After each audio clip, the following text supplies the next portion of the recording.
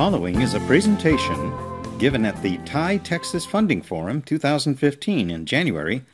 The partners are TEN and the Business Makers Show, sponsored by Baker Hughes Incorporated. And this presentation is from Arriba Energy. Okay, so hello everybody, I'm Renato Hugin, and I'm with Arriba Energy. I'm the President and CEO, and today we want to make a presentation of a clean technology innovation using biosolids as a renewable energy source. And our company is answering the call to alternative energy and curbing pollution at the same time by using a proven and scalable technology and discovered by a licensing agreement with an exclusive and worldwide arrangement, and it's called a thermochemical reactor process that converts biosolids or heat-dried wastewater sludge into renewable energy products such as synthetic gas, biocrude oil, and biochar. Now, I would like to present our situation today, wherein what do I mean by biosolids? What's this wastewater sludge? Every day, all of us produce a lot of waste, human waste, kitchen waste, and everything goes to our sewer collection. And from this sewer collection, it goes to the treatment plant, and from the treatment plant, it's processed. What happens is, the treatment plant comes up with clean water, and their products are what we call the biosolids or the wastewater sludge. A lot of these biosolids are just being dumped in landfill sites. It's really a big amount, and it's just resulting to pollution because it's not being used efficiently. So what are biosolids? Again, biosolids are nutrient-rich organic materials resulting from the heat-dry treatment of sewer sludge. And for the city of Houston, as a sample, it produces about 1 million wet tons of wastewater sludge per year, and out of it comes 60,000 dry tons of biosolids. In comparison, the city of San Francisco produces about 150,000 dry tons of biosolids per year. The city of Los Angeles produces about 240,000 dry tons. The city of New York, about 340,000 dry tons. All cities produce biosolids, and this is now the problem. It's a worldwide problem because all major cities producing biosolids, and it's not being efficiently used, and they are just being dumped in landfill sites, and some are being sold as a low-value fertilizer. When I mean low-value fertilizer, the NPK value is just 630, when in fact the perfect fertilizer would be around 15. Cities do not comply with EPA recommendations to use biosolids for energy, and most cities do not have the technology to upgrade to EPA recommendations. Thus, all the signs showing that we don't want your garbage in our area. We have a game-changing solution. Our solution is to use the biosolids as a renewable energy source. And we have the clean technology innovation, thermochemical reactor, to convert the biosolids into high-value products such as synthetic gas, biocrude oil, and biochar. It's green energy, and the technology is licensed.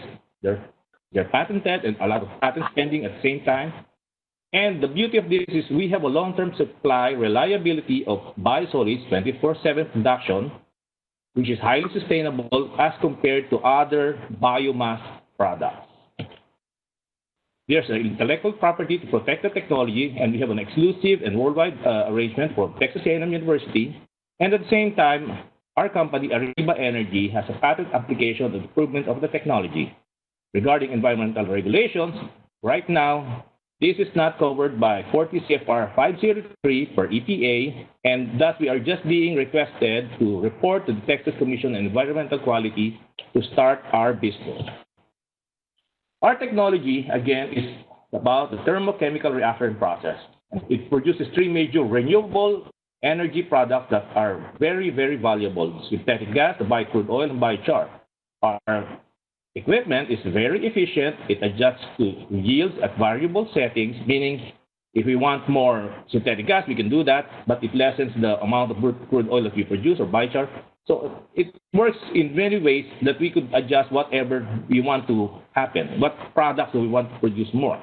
It can be set up in both fixed and mobile trailer platforms. Biocrude oil can be further processed into a variety of green fuels, as well as biochar could be made into designer products such as for activated carbon and as a high-value fertilizer. So the products, we have more ways to improve on them and sell them as high-value products. Therefore, what we claim is our system, our equipment is more profitable than any other biosolids remediation process in the market right now. This is the bench scale model of our chemical reactor and process. And this is the mobile prototype of our chemical reactor process. This is owned by Texas A&M. This equipment are owned by Texas A&M. So to explain simply our technology, I'm showing you a process schematic diagram where the biosolids go into the thermochemical reactor and it produces synthetic gas, bio-crude oil, and biochar. Other waste streams have also been used in this technology, but for the biosolids, our synthetic gas has a range value. When we say early on, we were talking about adjusting the yields. So we can adjust the yields for the synthetic gas anywhere from 20 to 65%, bio oil from 20 to 40%, and char from 15 to 30%. We are showing also pictures of what we have produced, the gas that we are burning, and some bio-crude oil and biochar that we have made out of the product of the biosolids. Our marketing strategy for this business is first to get the biosolids from the city. And out of it, we produce the bio-crude oil, synthetic gas, and biochar, and sell these products to the refineries. For the bio-crude oil, we want to sell it to the refineries and process it further as a green fuel, or for the synthetic gas, we plan to use it as a fuel for drying or a fuel for power generation. The biochar, we plan to use as a fuel for our process, or sell as activated carbon, or sell as high-value fertilizer. We also, on part of our sales and marketing strategy, is to earn from various renewable energy incentives, such as carbon credits and energy tax credits. And also, as we move forward with our business, we plan to license the technology to other operators. Our business model is based on initially on the Houston data that we have, and what we want to do is expand it to 5 other major cities. Again, we have defined it that the supplier of our raw material will be the cities, and Arriba Energy will be the one to operate the plants. Again, sell the products as bio-crude oil to refineries, use synthetic gas to generate power and sell electricity, and sell biochar as a high-value fertilizer. What I'm showing here is a graph of our sales revenues, showing both for the model for the City of Houston model and another model that I'll be explaining later, wherein we included 5 other major cities aside from the City of Houston. This is the financials for the 5-year profit and loss for the City of Houston, wherein we're showing the sales of about $6.6 million when we start selling by 2016, and a net income of $4.3 million, again starting from 2016 onwards, with the assumptions that we are producing the synthetic gas and using it for power generation and selling the electricity at a price of $0.07 per kilowatt. That's 7 cents per kilowatt hour. And we also have the assumption that we will be selling the bio-crude oil at a price of $50 per barrel. And we will also be selling the biochar as a high-value fertilizer in 34-pound bags at $5 per bag. Now, for the financials for the 6 major cities, wherein we included the City of Houston plus 5 other cities, namely San Francisco, Los Angeles, San Diego, Nevada, and New York, our sales starts from $6.6 million by 2016 and coming up to about $100 million by 2019, and net income showing of a start of $3.5 million by 2016 and going up to $72 million by 2019. Again, this is with assumptions that we are producing and selling the gas for power generation at 7 cents per kilowatt hour, then the bio-crude oil being sold at $50 per barrel, and selling the biochar as high-value fertilizer at $5 per bag. This is a slide of our 5-year cash flow for the 6 cities, wherein by 2015 we have a positive cash flow from $245,000 to $72 million in 5 years' time. This is our roadmap showing how we plan to do our revenue generation, including our activities wherein we are asking for funding from from certain investors from the demonstration stage up to the commercialization stage. So it's showing that, typically what we are asking for right now, because as I mentioned earlier, the prototype is owned by Texas A&M, so we plan on building our own commercial demonstration unit, and it will be costing us about $1.5 million. And when we start working on the City of Houston model, the commercial unit requirement, the funding requirement for that is about $7 million. That's how we are looking at it. So, but it's showing here that after about 2017 or 2019, there will be potential exit points for our investors. Our schedule of activities starts, with establishing the relationship with the cities, and at the same time doing the demo equipment, and eventually coming up and doing the commercial operation of the various plants that we plan to introduce to different cities. In terms of competition, we have defined our competition on the processes that they use. So we, aside from our thermochemical reactor process, we have defined 4 other processes that being used and being introduced to the market. And first, we call it the as-is process, wherein they don't do anything and they're just selling the low-value fertilizer. And one company is doing this. And now for the combined heat and power process, we have 2 companies that they employ this kind of process, and they use it for drying of the biosolids or for other purposes. And for another process, the anaerobic gasification process, we have 2 companies again using the process to generate gas and use it for power generation. Our thermochemical process covers everything, but we don't want to just sell the fertilizer as, the biosolids as low-value fertilizer. So we're omitting that. And we are presenting here that we could do drying, power generation, production of crude oil, producing activated carbon and producing high-value fertilizer. And only Arriba Energy can do that. So we claim that Arriba Energy efficiently produces more clean energy and high-value products. Our team. I am an engineer with 30 years experience, and I'm the president and CEO of Arriba Energy. I'm also the managing member of Arriba Construction here in Houston, and I'm also former managing director of Dart Systems International, where we work extensively with the General Electric Corporation of Britain and Alstom of France, doing power plant and substation projects. My scientific team is composed of Dr. Sergio Capareda. He's the Texas A&M University professor, and also a professional engineer specializing in bioenergy and bioproducts and power machineries. Another part of my scientific team is Dr. Amado Maglino. He's a research scientist at Texas A&M University, and he's involved mostly in USDA and DOE projects.